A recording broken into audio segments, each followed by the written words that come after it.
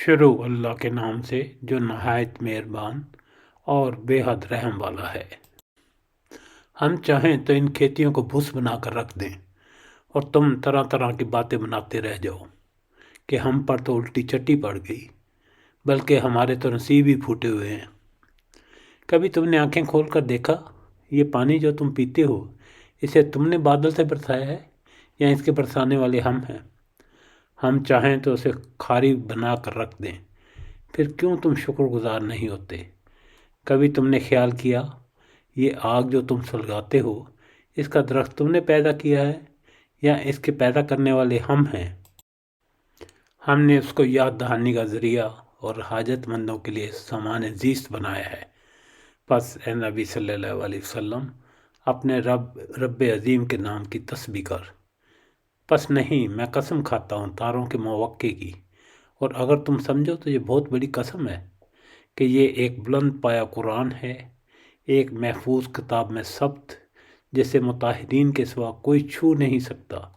یہ رب العالمین کا نازل کرتا ہے، پھر کیا اس کلام کے ساتھ تم بے اتنائی برتتے ہو؟ اور اس نعمت میں اپنا حصہ تم نے یہ رکھا ہے کہ اسے جھٹلاتے ہو؟ جب مرنے والے کی جان حلق تک پہنچ چکی ہوتی ہے اور تم آنکھوں سے دیکھ رہے ہوتے ہو کہ وہ مر رہا ہے، اس وقت تمہاری بنسبت ہم اس کے زیادہ قریب ہوتے ہیں، مگر تم کو نظر نہیں آتے۔ اب اگر تم کسی کے محکوم نہیں ہو اور اپنے اس خیال میں سچے ہو، اس وقت اس کی نکلتی ہوئی جان کو واپس کیوں نہیں لے آتے؟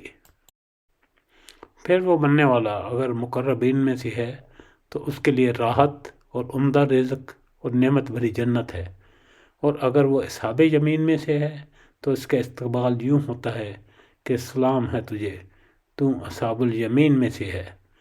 اگر وہ جھٹلانے والے گمراہوں لوگوں میں سے ہو تو اس کی توازوں کے لیے کھولتا ہوا پانی ہے اور جہنم میں جھونکا جانا۔